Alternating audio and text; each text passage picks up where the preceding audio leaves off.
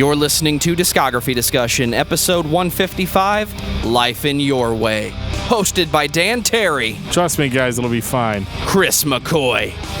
And Joseph Wren. All night long, depending on who's asking. Presented by discussmetal.com.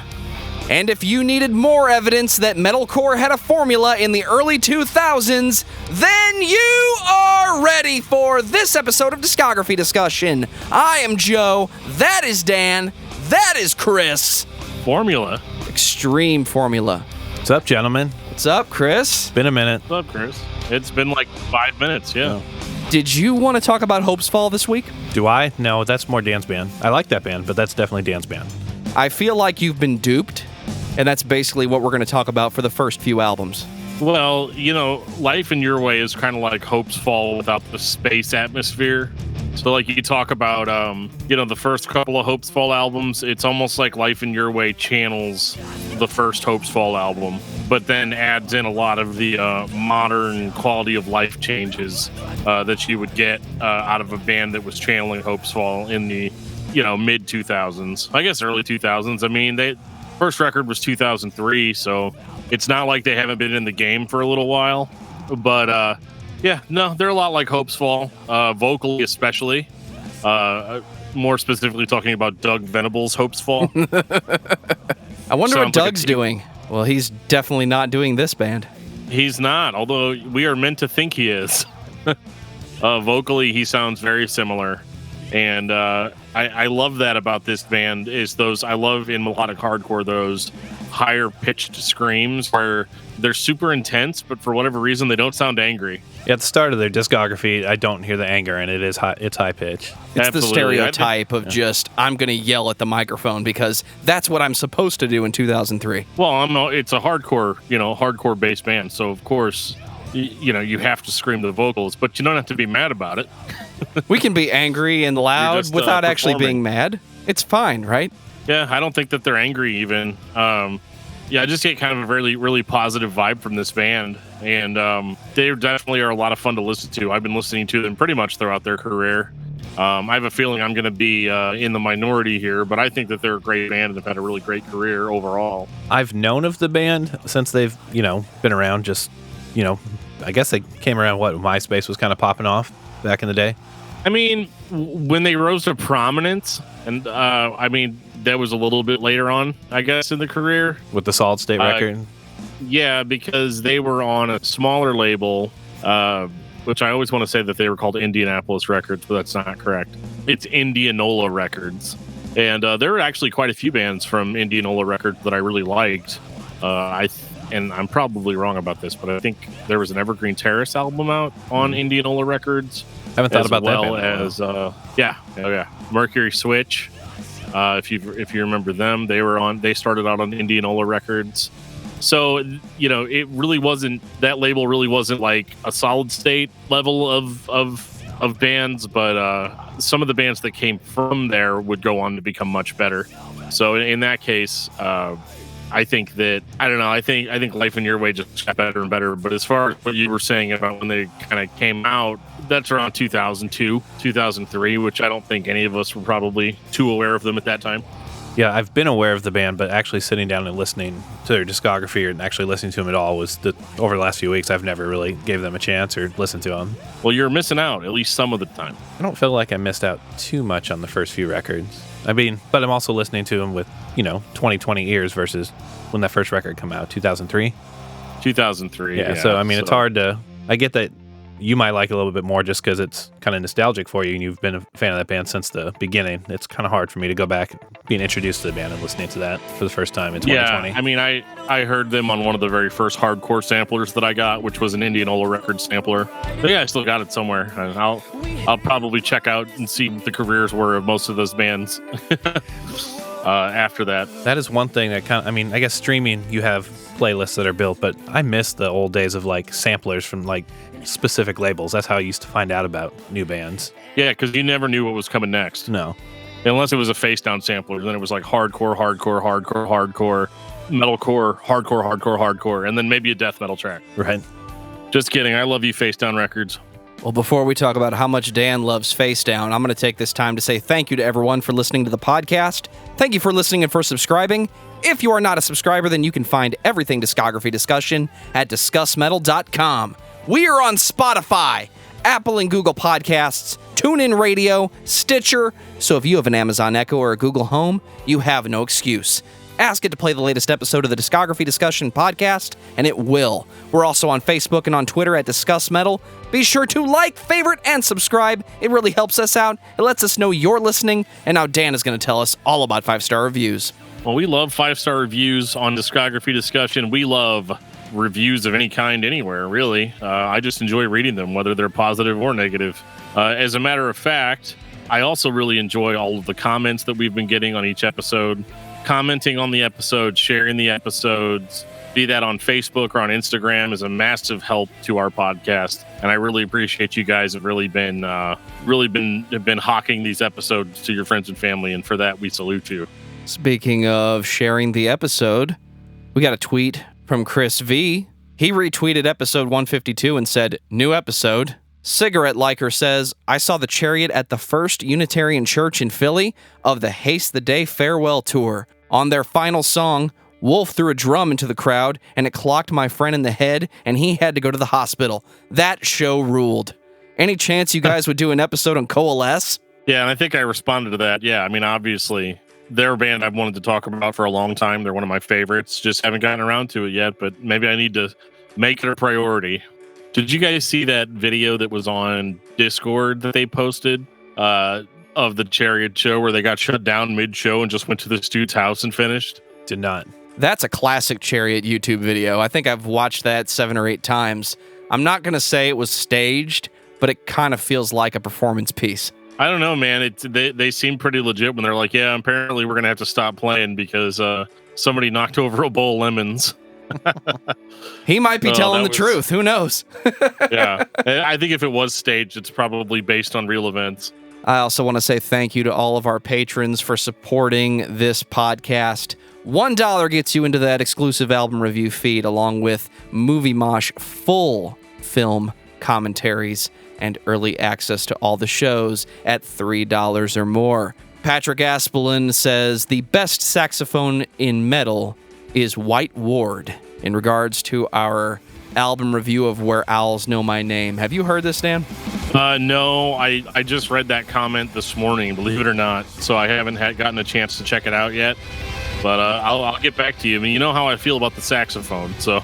So, Dan, tell me about Life in Your Way. Well, I'm glad you asked me that, Joe. Life in Your Way is a melodic hardcore band from Manchester, Connecticut, and they were active from 2000 and, I'm sorry, not 2000, before that. They've actually been active since 1999. Took a little break between 2008 and 2011, but as of right now, they are still considered an active band, and but they haven't released a record in a while. Their last record was Kingdoms, which came out in 2011. So they're about 9 years overdue for something else for an active band. The thing that I like about Life in Your Way is they are a melodic hardcore band. Of course, they're a Christian band because it's me. And they were one of the first Christian melodic hardcore bands that I had heard all the way back in 2003, 2002. I mean, there were always bands, before that, like Strong Arm, which we'll talk about next week. And, what I liked about them is that I liked them for the same reasons that I liked Hopes Fall.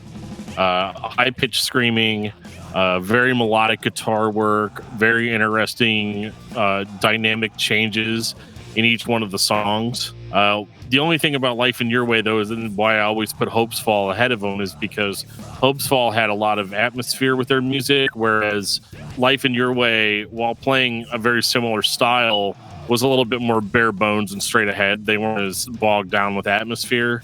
So I think for some people that's a perk. For me, it wasn't as much, but I've always enjoyed their stuff, and I'm pretty excited to be talking about them. Yeah, I'm not gonna lie, that first album was a hard listen for me. Like I said, first time listening to them. The thing about that first album that drove me nuts is the cymbal hits. There's so many cymbal taps throughout the whole album. It was distracting It's to like me. constant. Yeah. Yeah. It's kind of funny. I never really paid attention to that before, but now that you're saying it, when I'm listening to it on headphones, I can't unhear it. It's going on through the whole song, even during the heavy parts. Yeah. I'm not really sure how you can maintain that. The way you maintain that is you don't correct the drummer. You basically do the songs in one take, and whatever he does is the song. This is also 2003, where the punk elements were really making their way back into hardcore and metalcore. I'm not saying they were ever gone, but punk drummers have this thing that they do where every physical surface of the drum set is fair game. So if I can click on my cymbal stand, or if I can play the stick off of my throne on the edge of the bass drum, whatever you want to do to make the song move forward or to make the groove move forward, you just do it. It's that artificial express yourself type mentality of we're trying to feel the music. I mean, I feel the music when I play drums. It's one of the most important things you can do when you're playing music, or any instrument for that matter. But I don't ever get the urge to just diddle on my drum set. But who cares? It's 2003, and it's fucking punk rock, just with a different name. What I like about this record is, I have to admit the production's a little bit weak. It doesn't hit that hard. It doesn't have a lot of the modern tricks that bands like this will use, like accentuated bass drops and things like that. But this record has a lot of passion to it. It definitely sounds like the band's first record. I know they had like a 15-minute EP before this called All These Things Tie Me Down, which there was a little bit of debate as to whether or not that was an EP or not. But in my opinion, it's 15 minutes long. It's an EP. So I'm just going to leave it at that. But this definitely sounds like a first album. But what I like about it are all the elements and how they're kind of blended together. The songwriting isn't super strong. They're still kind of in that old school hardcore metalcore mindset of play this for a second, then I'll play this for 10 seconds, and I'll play this. It could be argued that all of these parts could be put in a randomizer and put back together, and you'd have a very similar sounding album. I don't think we said the name of the record. 2003, the sun rises and the sun sets, and still our time is endless. It's not that endless. I mean, the record's only 34 minutes long. And the earth does spin at a nearly constant rate. The album title is a little bit endless. That's a long-ass album title.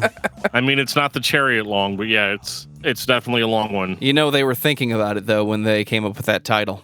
The whole idea was, we're going to do a ridiculously long album title because, again, it's a thing that happened in hardcore.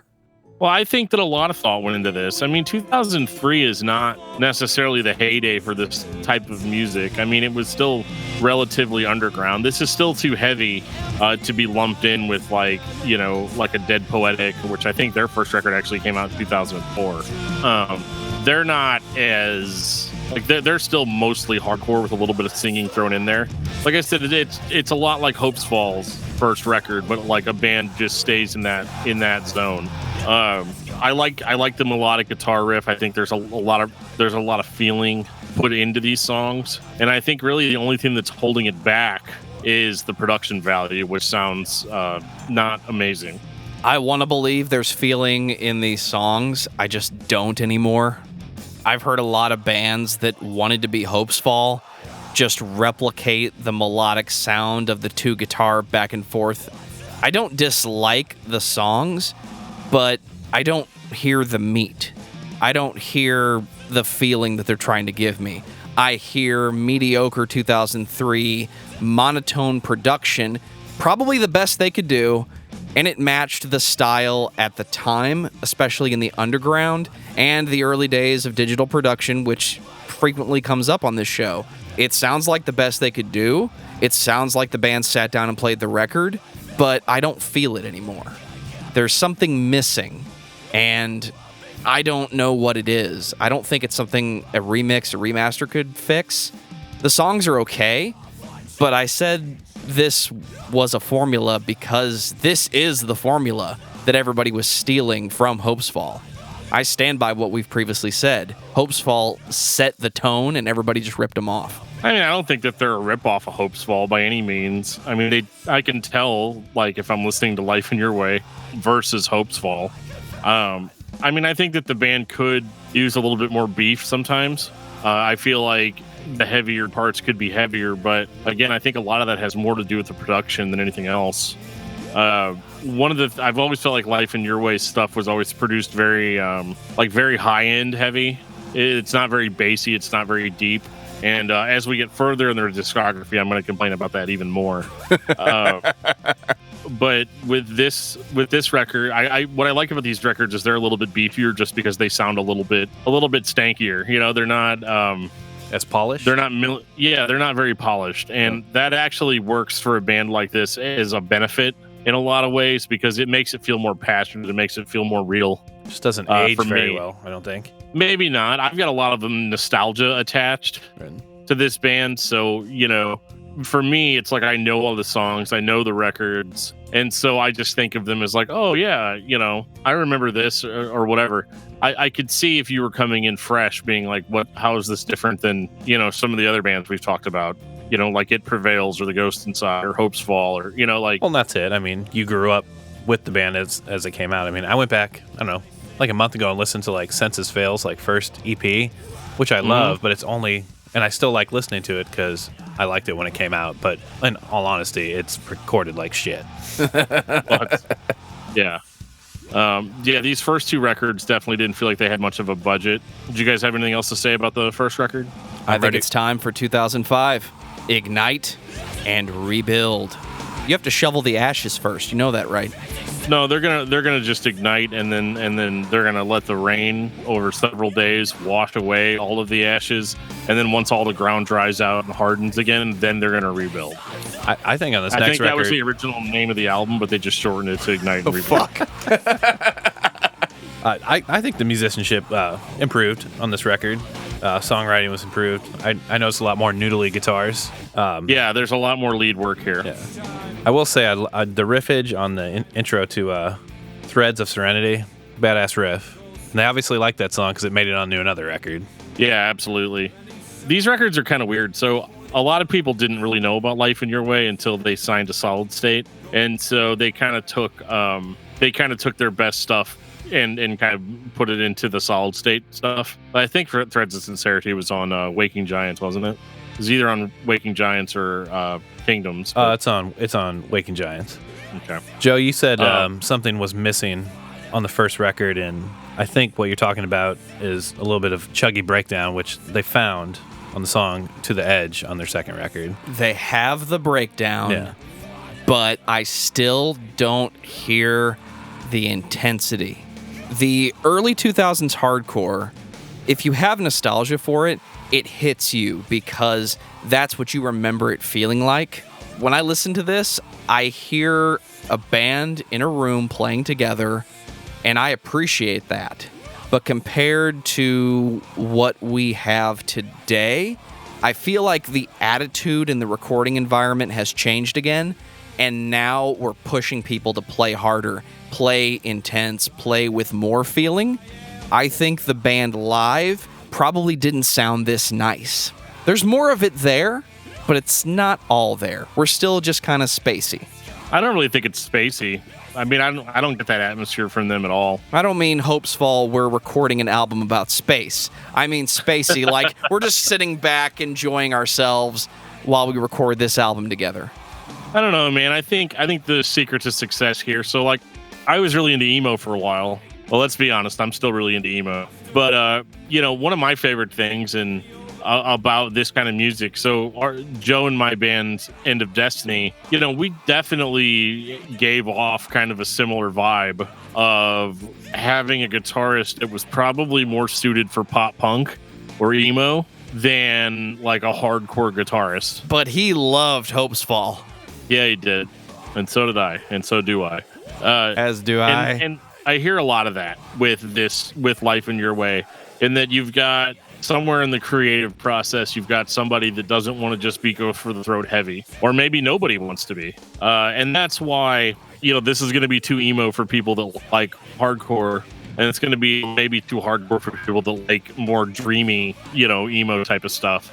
And I think with Life in Your Way, the intensity for me comes from the vocals, because the vocals don't just sound flat, generic, angry. especially on this record. He has passion. He shows the emotion with his voice, but I don't think it's just one-dimensional as a lot of other heavy vocalists sound. And so I do hear that passion. I do hear that intensity. And the lack of really clean production value kind of intensifies that for me, which is why I do still like these first two Life in Your Way albums, because even though the two of them aren't really that drastically different from one another, whenever you see these songs translate into a live setting, it's almost like that final piece of the puzzle. And, for me, seeing all the people rushing the mic and hearing these sounds through loudspeakers almost sound better live than they do on the record. And they always do. Yeah, I mean, that's how bands get, can get popular, even if they have kind of a lackluster sound on record. That's the reason punk bands are popular. It's not the record, it's the live show. Yeah, it's the intensity. I definitely feel like I would like this band more if I saw them live. There'd be just enough beef for Chris to get in the pit and start throwing elbows. Right. Well, and I think that with Life in Your Way, they succeeded in a lot of ways that I kind of feel like Hopes Fall. I don't want to say that Hopes Fall didn't succeed, because they did. But this was kind of like, if you didn't like the more atmospheric direction that Hopes Fall went in, you had this band Life in Your Way that was still delivering it a little bit more hardcore, a little bit less pretentious, I guess. It's not that I think that Hopes Fall is pretentious, but they have an idea and they stick with it. Life in Your Way is more interested in making melodic hardcore songs that have intensity to them. And unfortunately, that intensity is just being bogged down by less than stellar production value. But because I grew up with these records, I think that they're all-time classics, just because, I read all the lyrics and I sang all the choruses, all the songs. What did you guys think of the clean singing on these records? We didn't really get into that. It sounds like classic hardcore, metalcore, clean vocals. I thought there was a little bit too much of gang vocals on this album. There's a lot of gang vocals. That's the thing, though. It's hardcore. I know. I guess it's just not my thing, then. Not this kind of gang vocals. I didn't really like the clean singing on the first record very much. It just seemed a little too, pretty. I'm walking through a sunny field, And when I listen to hardcore, I don't listen to it when I'm walking through a sunny field. Nor do I really walk through very many sunny fields at all anymore. It's very comforting to me whenever a record sounds like the lead vocalist is screaming and the guitarist is singing the melody, because that is inevitably what happens when Dan and I put a record together. So for me, it's that's comforting. Pretty much what we do, yeah. This feels normal to me. All in all, I think this is a good record. I think it's a step up from the first one, but I think the two of them are not different enough from each other for it to really make a huge impact. They run together. Yeah. 2007, Waking Giants. Have you guys ever wanted to hear Life in Your Way with a budget? Yes. For the past two records, that's exactly what I've been looking for. This is so good that it might as well be a different band entirely. The vocals are just 10 times better on this record. They just sound more full, a little bit deeper, too. Yeah, the guitars are layered. The heavy is there. The beef is there. The anger, I hear more anger in that voice. You feel the record. Yeah. This is what I've been looking for with this band. It's unrealistic for me to expect the previous records to sound like this, but if they did, I would feel the emotion more than I am. This is almost like a Ludacris versus Norma Jean situation. They dropped this record, Waking Giants, and you have no idea that it's going to be this good. It's going to be this heavy. It's going to sound this much better. The songwriting is intricate. It's intricate. It's well thought out. It's hard to play. Dare I say even technical for being a melodic hardcore band. The breakdown in Reach the End is just I'm ready to throw down immediately. Oh, it was tough. I wanted to throw elbows, but I was listening to this on headphones alone in my room, so I wasn't going to do that. You don't ever throw elbows with yourself? It's just drywall, dude. There's a joke to be made there, but I'm going to leave it alone. All right. I was talking about shadowboxing. What are you talking about? Chris McCoy, the only guy that ever shadowboxed and won. Dude, the vocals are so much louder, so much angrier. The lead guitar work rules this record. It is just melody after melody after melody after melody with a little bit of dissonance thrown in there. I mean, oh my God, everything sounds super clean, and it still has the benefit of not having some of the more modern tricks thrown onto it. it's just a really good sounding record and some of their best material to date. And I got to throw out the song Salty Grave, which is my favorite Life in Your Way song ever, because it starts off basically sounding like a pop punk song. But whenever it kicks in and that higher pitched lead guitar work kicks in, oh my goodness, man, it gets so intense. And then his vocals come in, they just cut like a buzzsaw through the center of the song. This song still gives me the feels. And at the very end of it, whenever it builds up into this chaotic intensity, and then he just screams out, "I sink in my salty grave." Like, oh my God, dude. Like, I was talking about Salty Grave when I mentioned the formula. This is the sound of metalcore in my head if it's not Killswitch Engage. It's not a bad thing. Don't kill me, dude. This is just, it's got everything. It's got all the stuff in it that I like. If you want to impress me on your melodic hardcore album, start a song off heavy, go into a gang vocal laden like dirge in the middle of it. Write Hopes Fall on the album cover. Then have the lead singer stop everything and just start talking over the song, and then build into one of the craziest breakdowns that you can come up with, and I'm going to be on board. And I dare you to listen to Salty Grave, and when he's like, I learned to either sink or I learned to either swim or drown, his voice sounds almost identical to mine, to the point where people have been like, dude, is that you on that song? And I'm like, nope. I love Salty Grave. I love Reach the End. I love We Don't Believe. I love Threads of Sincerity. The Shame is a good track. Oh, The Shame. This record is still in my regular rotation since 2007. It's never left.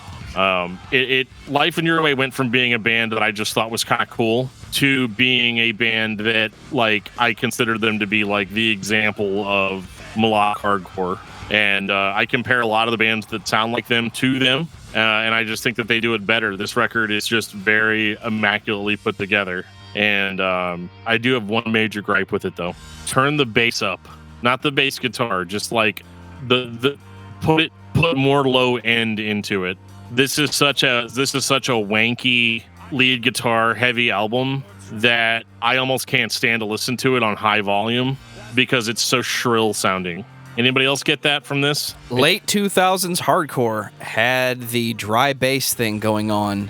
I'm thinking of Sum 41 and the fact that the bass was literally plugged in direct. No low end, no beef. It's something that was lacking in music that has thankfully returned. Needs more punch. I get it. Yeah, because like even whenever I listen to it on my sound system, I have to like turn the bass booster up quite a bit in order for it to be enjoyable for me to listen to. And I think maybe that, like, I could see that maybe the band sat down with an audio engineer and they came up with this sound and they felt like it was perfect for them. But man, it just I just have a lot of trouble listening to it on high volumes. It's one of those records where I actually have to like listen to a lower quality version of it in order to get some of that shrillness to go away. You know you can turn the highs down on your sound system, right? Yeah. Try that next time. I did. Instead of bass up. I bassed up and turned highs down. I'm off my game tonight because I missed the opportunity to point out that Dan just said turn the bass up. I did. It's almost like I've been listening to rap. So after Waking Giants, where the band is basically at their peak, this was around 2008, they just decided, well, we're done. We've gotten as good as we're going to get. I don't know if that's the reason or not. I'm just kind of speculating here.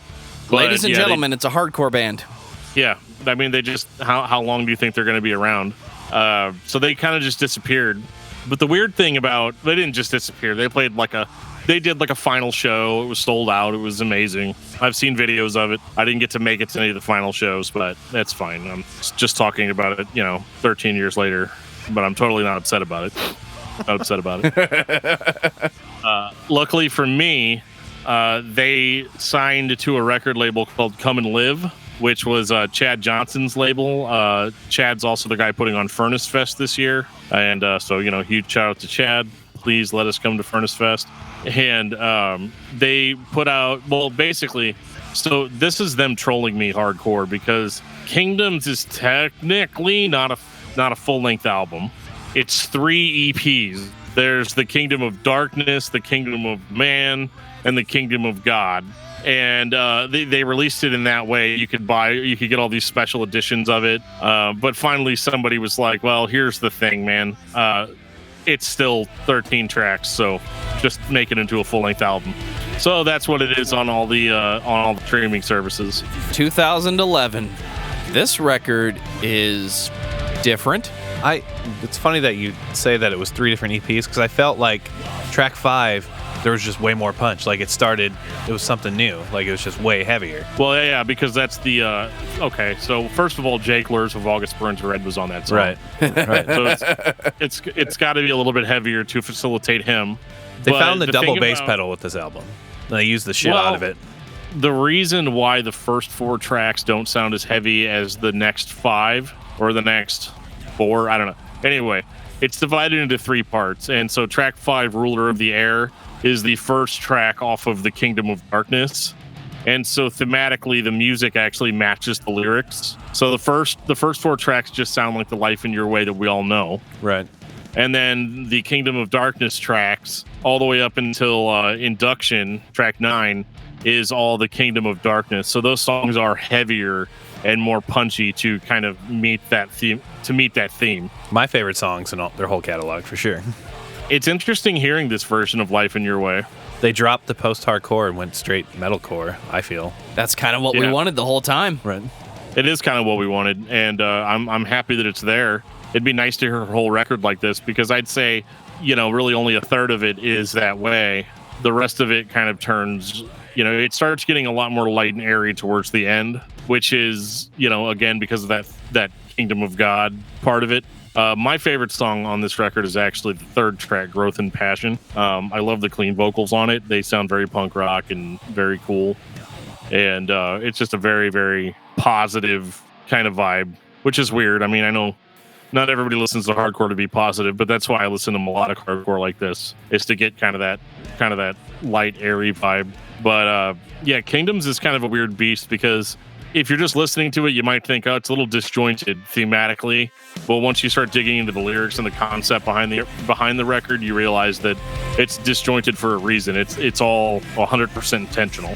I still have mixed feelings about bands give me this large concept and they expect me to dive into it. But this record as a whole, you can enjoy it even if you don't have the concept. The riffs are there, the production's there, the vocals are there, there's melodic, there's heavy, there's beef.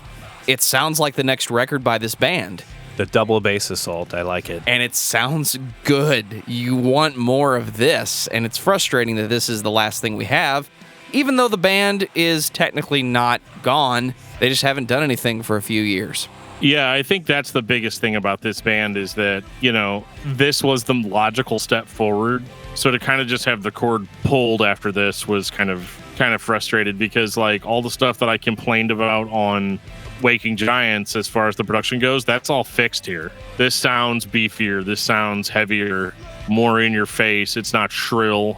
I don't have to have my own custom settings in order to listen to it. And I think all the good from Waking Giants is here. And I really don't have any downsides, any bad. I mean, I probably could have done without some of the, really just the one track where it's just like, the Kingdom of God is for blah, blah, blah. The Kingdom of God is for blah, blah, blah, blah. Like, it's cool, but I don't know. It's not. Like, the record should have just started with that or ended with that. That's the part of the record where you say placement. To yourself, I've heard this.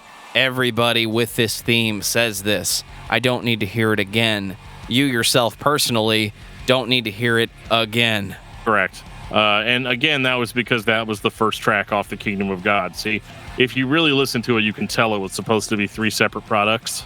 And that's why there's a lot of this weirdness going on with it. But I don't really have a problem with it. It flows really well. And, this band went out on a high note. I mean, it's just that I don't necessarily know if overall, if they were original enough to sustain, for a long career. Because you've really only got 2 albums that I think most people have heard. And I don't know if that's going to be enough to sustain a fan base forever. Once the hype's gone, I don't see a band like this surviving. I feel that way about a lot of these Christian melodic hardcore bands, because there were a ton of them by this point. And the fact that Life in Your Way is held so highly by a lot of fans kind of really shows that.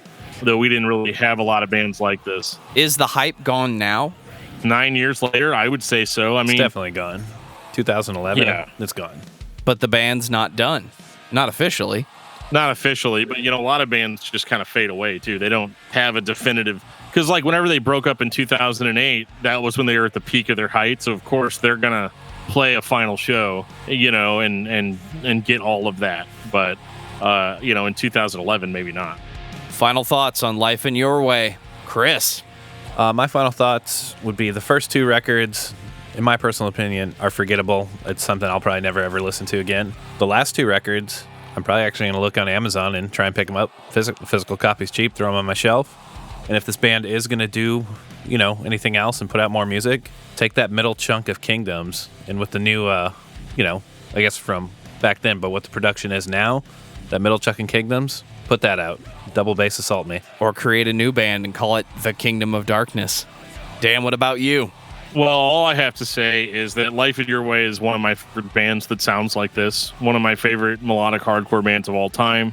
And maybe they don't have a huge lofty catalog, and there's definitely things wrong with their early material, but I think that they got really good really fast. And I don't know about you guys, but I'm going to be pretty excited to see them at Furnace Fest, because Life in Your Way will be at Furnace Fest. I don't have nostalgic feelings for this band, but I don't think there's anything wrong with them. I like listening to melodic hardcore sometimes, and if this comes on my playlist, I'm going to listen to it. I'm going to sit down and listen to Kingdoms, and I'm going to enjoy it. Just because the previous records don't live up to the template that some of the other bands had, doesn't mean they're not good records. They just don't hit well for me. But the band doesn't really misstep, and sometimes we get stuck on the missteps. And what did they do wrong, and what records am I going to avoid? Overall, the band is solid. If you're into this kind of music, you're going to listen to Life in Your Way, and you're going to enjoy it. So listen to Life in Your Way, your way. Or my way or the highway. Dan, what's your album of the week? My album of the week is not going to be a shock to anybody. It is Waking Giants by Life in Your Way. I got to that point in the discography, and I listened to that record like 8 times. It's not very long, so you can do that. And it's just, oh my goodness. I knew I was going to spend the majority of the time talking about it on this episode. Chris, what about you?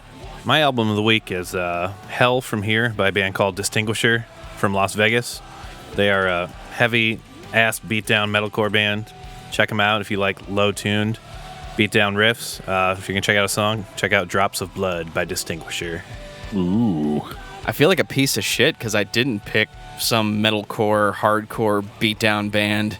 My album of the week is Megadeth, Peace Sells. I mean, I could beat some people down to Megadeth. Take no prisoners. I mean, let's give me a crowbar. Or better yet, give me the band crowbar. I just had to listen to it this week. Dave Mustaine got in front of a very large crowd of people and said he's 100% cancer-free. I feel like that's not the first time he's done that. Well, yeah, dude. I mean, the cancer is afraid of him. Take us out, DFT. Have you ever been listening to this podcast and thought, why don't these guys ever talk about bands that I want them to talk about? Well, we can't read your mind, so there's a lot of ways that you can reach out to us to tell us how you feel about the show in general and what bands you want to hear us talk about. One way is on Facebook, on facebook.com/discography discussion. You can talk to us on Twitter @discussmetal or @discussmetaldan or discussmetaljoe, respectively. You can send us an email at danandjoeshow@gmail.com. You can reach out to us on our Discord server. Just click the link in the show notes, and it will take you to the wonderful world of Discord, where we are always chatting and always watching. And on that note, this has been episode 155 of Discography Discussion. Thank you for listening. You can like us on Facebook and follow us on Twitter @discussmetal. Subscribe to our podcast everywhere you listen to podcasts, including Google Play, Apple Podcasts, and Stitcher. Visit discussmetal.com for all things discography discussion, and please send questions and comments to danandjoeshow@gmail.com. If you are not a patron, you can become one at patreon.com/discussmetal. We have some sweet perks. Hey, can I have some money? Checks in the mail. Future's not so bright. The only chance is not to waste your life. Have hope and have no fear. The truth walks by